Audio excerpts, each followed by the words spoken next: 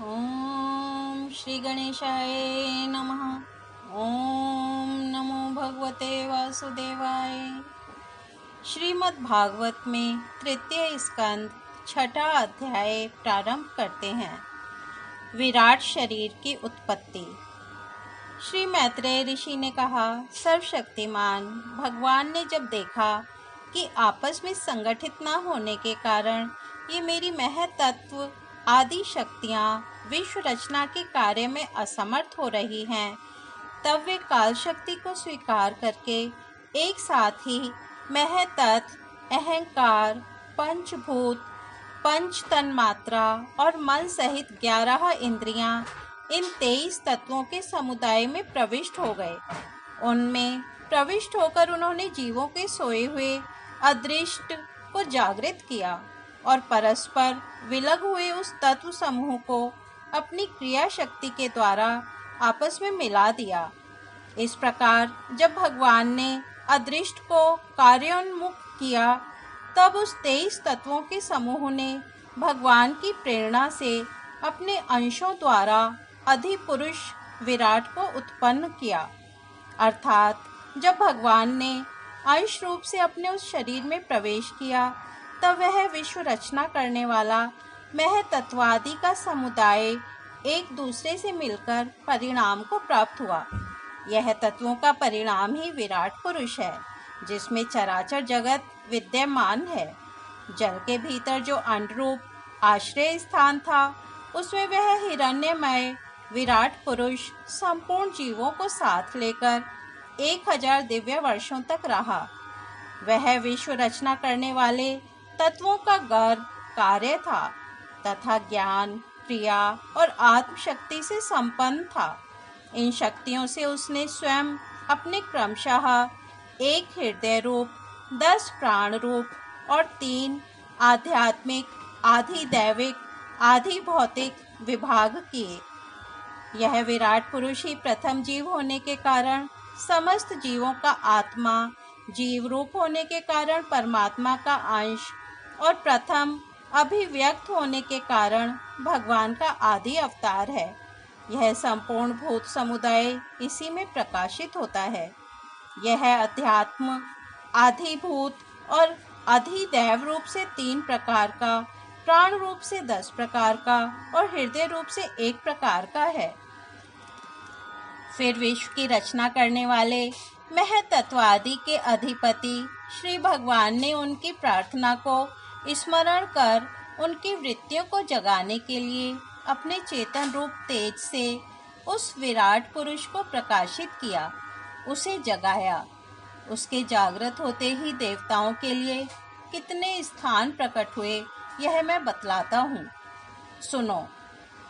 विराट पुरुष के पहले मुख प्रकट हुआ, उसमें लोकपाल अग्नि अपने अंश वागींद्रिय के समेत प्रविष्ट हो गया, जिससे यह जीव बोलता है। फिर विराट पुरुष के तालु उत्पन्न हुआ, उसमें लोकपाल वरुण अपने अंश रसनेन्द्रिय के सहित स्थित हुआ, जिससे जीव रस ग्रहण करता है। इसके पश्चात उस विराट पुरुष के नथुने प्रकट हुए, उनमें दोनों अश्वनी कुमार अपने अंश घ्राणेन्द्रिय के सहित प्रविष्ट हुए, जिससे जीव गंध ग्रहण करता है। इसी प्रकार जब उस विराट देह में आंखें प्रकट हुईं, तब उनमें अपने अंश नेत्रेंद्रिय के सहित लोकपति सूर्य ने प्रवेश किया, जिस नेत्रेंद्रिय से पुरुष को विविध रूपों का ज्ञान होता है। फिर उस विराट विग्रह में त्वचा उत्पन्न हुई, उसमें अपने अंश त्वगिंद्रिय के सहित वायु स्थित हुआ, जिस त्वगिंद्रिय से जीव स्पर्श का अनुभव करता है। जब इसके कर्ण छिद्र प्रकट हुए, तब उनमें अपने अंश श्रवणेन्द्रिय के सहित दिशाओं ने प्रवेश किया, जिस श्रवणेन्द्रिय से जीव को शब्द का ज्ञान होता है। फिर विराट शरीर में चर्म उत्पन्न हुआ, उसमें अपने अंश रोमों के सहित औषधियाँ स्थित हुईं, जिन रोमों से जीव खुजली आदि को अनुभव करता है। अब उसके लिंग उत्पन्न हुआ, अपने इस आश्रय में प्रजापति ने अपने अंश वीर्य के सहित प्रवेश किया, जिससे जीव आनंद का अनुभव करता है। फिर विराट पुरुष के गुदा प्रकट हुई। उसमें लोकपाल मित्र ने अपने अंश पायु इंद्रिय के सहित प्रवेश किया। इससे जीव मल त्याग करता है। इसके पश्चात उसके हाथ प्रकट हुए। उनमें अपनी ग्रहण त्याग रूपा शक्ति के सहित देवराज इंद्र ने प्रवेश किया। इस शक्ति से जीव और जीविका प्राप्त करता है। जब इसके चरण उत्पन्न हुए तब उनमें अपनी शक्ति गति के सहित लोकेश्वर विष्णु ने प्रवेश किया। इस गति शक्ति द्वारा जीव अपने गंतव्य स्थान पर पहुंचता है। फिर इसके बुद्धि उत्पन्न हुई। अपने इस स्थान में अपने अंश बुद्धि शक्ति के साथ वाक्पति ब्रह्मा ने प्रवेश किया। इस बुद्धि शक्ति से जीव ज्ञातव्य विषयों को जान सकता है। फिर इसमें हृदय प्रकट हुआ। उसमें अपने अंश मन के सहित चंद्रमा स्थित हुआ। इस मनहा-शक्ति के द्वारा जीव संकल्प विकल्पादि रूप विकारों को प्राप्त होता है। तत्पश्चात विराट पुरुष में अहंकार उत्पन्न हुआ। इस अपने आश्रय में क्रिया शक्ति सहित अभिमान रुद्र ने प्रवेश किया। इससे जीव अपने कर्तव्य को स्वीकार करता है। अब इसमें चित्त प्रकट हुआ। उसमें चित्त शक्ति के सहित महतत्व ब्रह्मा स्थित हुआ।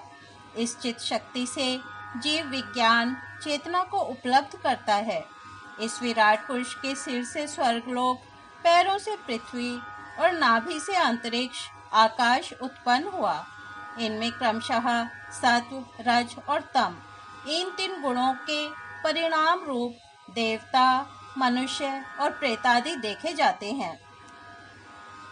इनमें देवता लोग सत्वगुण की अधिकता के कारण स्वर्गलोक में, मनुष्य और उनके उपयोगी गौ आदि जीव रजोगुण की प्रधानता के कारण पृथ्वी में, तथा तमोगुणी स्वभाव वाले होने से रुद्र के पार्षदगण भूत प्रेत आदि दोनों के बीच में स्थित भगवान के नाभि स्थानीय अंतरिक्ष लोक में रहते हैं। विदुर जी वेद और ब्राह्मण भगवान के मुख से प्रकट हुए। मुख से प्रकट होने के कारण ही ब्राह्मण सब वर्णों में श्रेष्ठ और सबका गुरु है। उनकी भुजाओं से क्षत्रिय वृत्ति और उसका अवलंबन करने वाला क्षत्रिय वर्ण उत्पन्न हुआ, जो विराट भगवान का अंश होने के कारण जन्म लेकर सब वर्णों की चोर आदि के उपद्रवों से रक्षा करता है। भगवान की दोनों जांघों से सब लोगों का निर्वाह करने वाली वैश्य वृत्ति उत्पन्न हुई और उन्हीं से वैश्य वर्ण का भी प्रादुर्भाव हुआ। यह वर्ण अपनी वृत्ति से सब जीवों को जीविका चलाता है। फिर सब धर्मों की सिद्धि के लिए भगवान के चरणों से सेवा वृत्ति प्रकट हुई और उन्हीं से पहले पहल उस वृत्ति का अधिकारी शूद्र वर्ण भी प्रकट हुआ, जिसकी वृत्ति से ही श्री हरि प्रसन्न हो जाते हैं। ये चारों वर्ण अपनी अपनी वृत्तियों के सहित जिनसे उत्पन्न हुए हैं, उन अपने गुरु श्री हरि का अपने अपने धर्मों से चित्त शुद्धि के लिए श्रद्धा पूर्वक पूजन करते हैं। विदुर जी, यह विराट पुरुष काल, कर्म और स्वभाव शक्ति से युक्त भगवान की योग माया के प्रभाव को प्रकट करने वाला है। इसके स्वरूप का पूरा पूरा वर्णन करने का कौन साहस कर सकता है। तथापि प्यारे विदुर जी, अन्य व्यावहारिक चर्चाओं से अपवित्र हुई अपनी वाणी को पवित्र करने के लिए जैसे मेरी बुद्धि है और जैसा मैंने गुरुमुख से सुना है, वैसा श्री हरि का सुयश वर्णन करता हूँ। महापुरुषों का मत है कि पुण्य श्लोक शिरोमणि श्री हरि के गुणों का गान करना ही मनुष्यों की वाणी का तथा विद्वानों के मुख से भगवत कथामृत का पान करना ही उनके कानों का सबसे बड़ा लाभ है। वत्स, हम ही नहीं, आदि कवि श्री ब्रह्मा जी ने 1000 दिव्य वर्षों तक अपनी योग परिपक्व बुद्धि से विचार किया, तो भी क्या वे भगवान की अमित महिमा का पार पा सके। अतः भगवान की माया बड़े बड़े मायावियों को भी मोहित कर देने वाली है। उसकी चक्कर में डालने वाली चाल अनंत है। अतएव स्वयं भगवान भी उसकी था नहीं लगा सकते, फिर दूसरों की तो बात ही क्या है।